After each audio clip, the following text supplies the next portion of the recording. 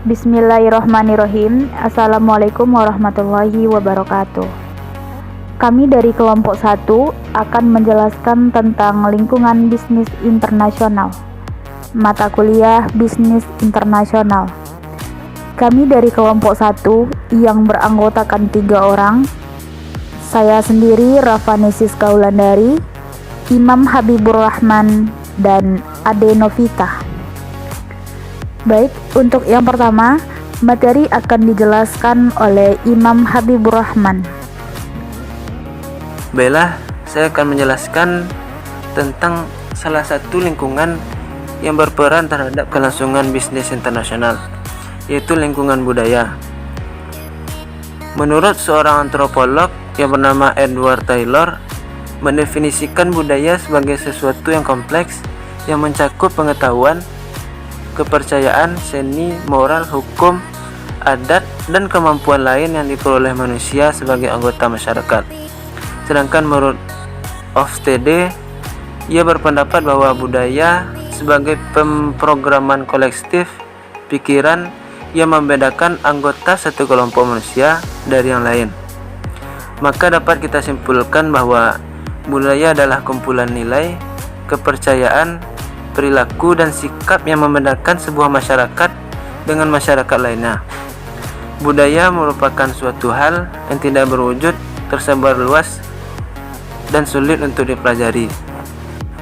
Budaya dibentuk oleh beberapa elemen, di antaranya yaitu yang pertama, struktur sosial. Struktur sosial menjadi salah satu elemen pembentuk budaya karena dalam struktur sosial tersebut terdiri dari individu yang membentuk keluarga dan anggota dari sebuah kelompok. Yang kedua itu nilai atau perilaku. Nilai di sini adalah kumpulan prinsip dan standar yang diterima oleh anggota dalam sebuah masyarakat. Yang ketiga yaitu bahasa. Bahasa menjadikan pembeda yang utama dalam kelompok-kelompok sosial dalam masyarakat. Yang keempat yaitu komunikasi. Komunikasi menjadi bagian dari budaya karena dengan komunikasi ini setiap anggota masyarakat dapat berhubungan. Yang terakhir yaitu agama. Agama memberikan batasan pada peran individu dalam masyarakat. Agama pula mempengaruhi produk yang dikonsumsi oleh masyarakat tersebut. Selanjutnya yaitu dalam konteks bisnis internasional, di mana kegiatan bisnis yang melibatkan antara negara dan bangsa yang memiliki budaya yang berbeda, maka setiap kegiatan bisnis internasional tersebut harus mampu memodifikasi perilakunya di negara yang satu dengan yang lainnya. Ada beberapa karakteristik budaya yang mempengaruhi organisasi internasional, di antaranya yaitu yang pertama, jarak kekuasaan. Jarak kekuasaan yang tinggi berarti orang menerima ketidaksetaraan di antara institusi, organisasi, dan orang. Yang kedua itu penghindaran ketidakpastian, yang berarti anggota dalam suatu masyarakat merasa tidak nyaman dengan ketidakpastian dan ambiguitas, sehingga mendukung keyakinan yang menjanjikan kepastian dan kecocokan. Yang ketiga itu individualisme dan kolektivisme. Individualisme mencerminkan nilai terhadap ikatan kerangka sosial yang longgar, di mana masing-masing orang diharapkan untuk mengurus diri mereka sendiri. Yang keempat yaitu maskulinisme dan feminisme. Maskulinitas berarti preferensi budaya terhadap pencapaian kepahlawanan, ketegasan berpusat pada pekerjaan dan keberhasilan dalam hal materi. Sedangkan feminisme adalah mencerminkan nilai hubungan kerjasama dan pengambilan keputusan dalam kelompok dan kualitas hidup. Saya Ade Novita akan melanjutkan penjelasan dari Imam, yaitu lingkungan politik dan hukum. Bisnis internasional merupakan kegiatan bisnis yang berlangsung lintas negara. Kegiatan bisnis tentunya tergantung pada lingkungan politik sebuah negara dalam hubungannya dengan negara lain. Lingkungan politik dan hukum sangat berkaitan erat, karena sistem politik yang diterapkan oleh sebuah negara tentunya akan menghasilkan kebijakan atau hukum tertentu. Selanjutnya, spektrum politik memiliki dua titik ekstrim, yaitu pertama demokrasi, di mana warga negara berpartisipasi secara luas dalam proses pengambilan keputusan. Ciri-ciri diantaranya yaitu pertama, kebebasan berpendapat, berekspresi, pers, dan berorganisasi. Kedua, ada pemilu, di mana pemilih memilih wakil rakyat yang mewakilinya. Ketiga, waktu yang terbatas bagi para wakil rakyat. Keempat, sistem pengadilan yang independen dan adil, birokrasi yang relatif tidak memihak, adanya akses masyarakat dalam proses pembuatan keputusan. Yaitu totalitarisme, di mana proses pembuatan keputusan di kelompok kecil orang. Ciri negara totalitarisme diantaranya yaitu partai politik yang tunggal, individu ataupun kelompok individu yang memonopoli kekuatan politik, tidak memiliki ataupun mengenal dan mengizinkan adanya posisi. Aksi politik merupakan area yang sensitif sehingga diperlukan beberapa langkah berikut guna menghadapi lingkungan politik. A. Identifikasi isu-isu spesifik yang dihadapi perusahaan, misalnya proteksi, standar lingkungan hidup, dan hak pekerja. Yang B. Definisikan sifat politik dari isu tersebut. Yang C. Kenali aksi politik yang potensial dari perusahaan lainnya dan LSM yang ada. Yang D. Identifikasi pentingnya institusi dan orang-orang kunci, yaitu legislatif, pengadilan, agen pemerintah. Yang E. Formulasikan strategi, tujuan utama, alternatif, dan memungkinkan keefektifannya. Yang F. Determinasikan dampak dari implementasi. Yang G. Pilih strategi yang paling cocok dan implementasikan.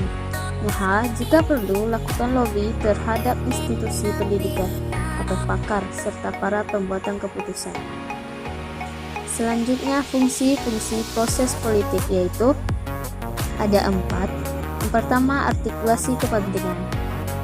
Adalah suatu proses penginputan berbagai kebutuhan, tuntutan, dan kepentingan melalui wakil kelompok yang masuk dalam lembaga legislatif agar kepentingan, tuntutan, dan kebutuhan kelompoknya dapat terwakili dan terlindungi dalam kebijakan pemerintah. Yang B. Agregasi kepentingan merupakan cara bagaimana tuntutan yang dilancarkan oleh kelompok yang berbeda. Yang C. Pembuatan kebijakan merupakan suatu keputusan yang dibuat oleh para pembuat kebijakan. Yang D. Implementasi kebijakan dan pengadilan oleh hukum. Selanjutnya, kategori sistem hukum terbagi menjadi 3, yaitu sistem hukum adat atau kasus atau common law yang didasarkan pada tradisi, teladan, dan kebiasaan dan pemakaian.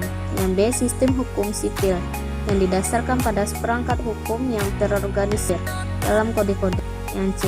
Sistem hukum teokratik didasarkan pada teladan agama, misalnya hukum Islam.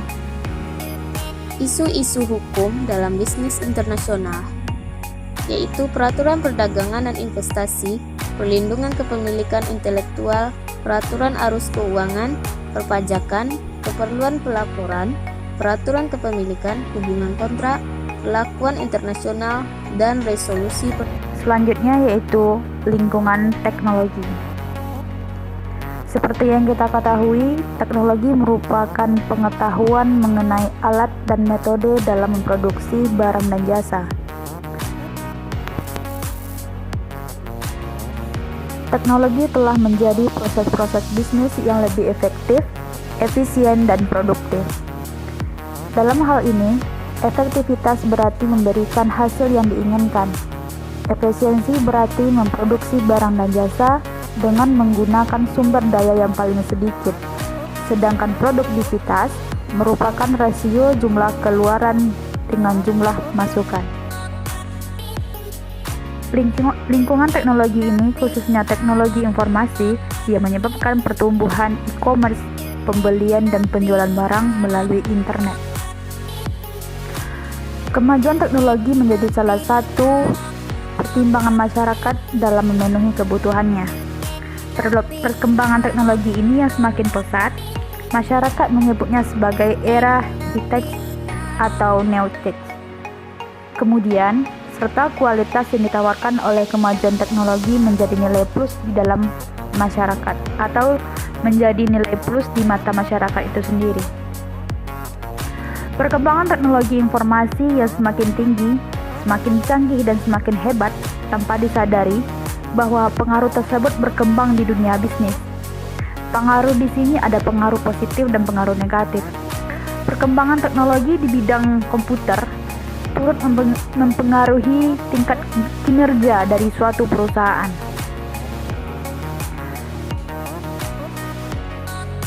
Namun, tanpa adanya kemajuan teknologi, yakinlah sebuah perusahaan tidak akan menjadi lebih baik ataupun lebih produktif tingkat kinerja dari perusahaan tersebut.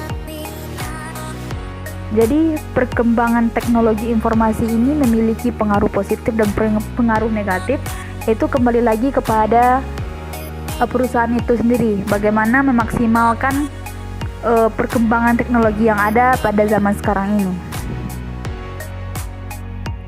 Selanjutnya yaitu etika dan tanggung jawab sosial. Morf berpendapat, etika adalah prinsip moral bahwa individu menyuntikkan ke mereka proses pengambilan keputusan dan yang membantu ke arah hasil terakhir untuk menyesuaikan diri dengan norma-norma mereka dalam masyarakat. Selain itu, prinsip-prinsip etika memiliki fungsi yang mendalam untuk membentuk perilaku. Perusahaan-perusahaan yang benar-benar global harus datang untuk mengatasi hukum dan norma. Moral yang suasana di mana masyarakat beroperasi. Tetapi, itu semua mereka perlu membangun suatu lingkungan yang menumbuhkan perilaku etis, karena dalam analisis akhir, melakukan hal sebaliknya memotong profitabilitas mereka. Pentingnya etika dalam ilmu dunia bisnis adalah super, relatif, dan global. Tren baru dan masalah timbul setiap hari yang dapat membuat beban penting untuk organisasi dan konsumen. Saat ini, kebutuhan untuk perilaku etis dalam organisasi telah menjadi penting untuk menghindari tuntunan hukum. Mungkin skandal sosial penyimpangan perusahaan dan praktek menyesatkan telah mempengaruhi persepsi publik dari banyak organisasi. Selanjutnya yaitu organisasi internasional. Organisasi internasional adalah suatu bentuk organisasi dari gabungan beberapa negara atau bentuk unit fungsi yang memiliki tujuan bersama mencapai persetujuan yang juga merupakan isi dari perjanjian atau karakter. Salah satu aspek pendirian organisasi internasional adalah aspek hukum dan personalitas hukum. Yudirik termasuk dalam aspek tersebut. Personalitas yuridik yang dimiliki oleh organisasi internasional dapat dibedakan menjadi dua pengertian, yaitu personalitas yuridik dalam kaitannya dengan hukum nasional dan personalitas yuridik dalam kaitannya dengan hukum internasional.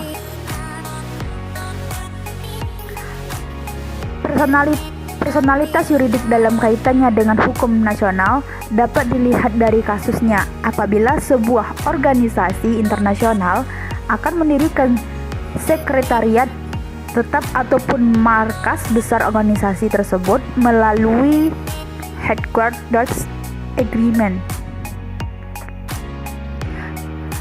Sedangkan personalitas yuridik dalam kaitannya dengan hukum internasional dapat diartikan bahwa organisasi internasional memiliki hak dan kewajiban berdasarkan hukum internasional.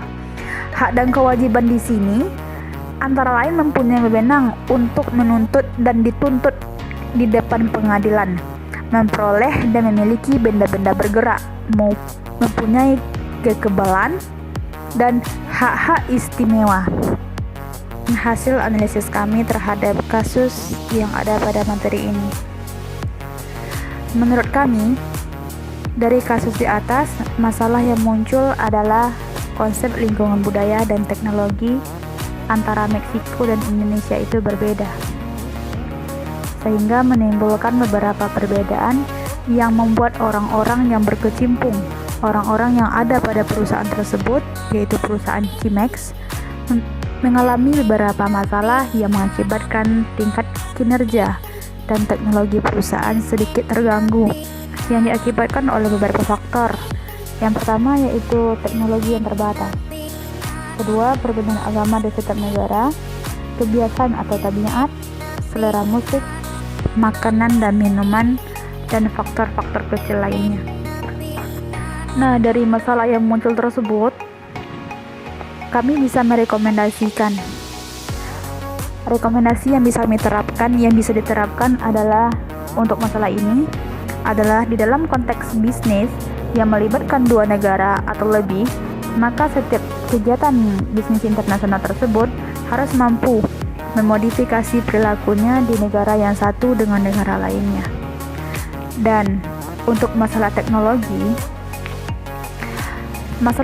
yang terbatas di Meksiko dan Indonesia, maka alangkah baiknya melakukan sebuah gebrakan atau perubahan atau renovasi, bahkan peningkatan teknologi sehingga tingkat kerja karyawan dan hasil yang dikeluarkan akan seimbang dan mampu bersaing dengan perusahaan yang sudah lebih baik kinerja atau hasil produksinya. Mungkin itu hasil analisis kasus yang bisa disimpulkan dari kelompok 1. Terima kasih. Semoga teman-teman semua bisa paham.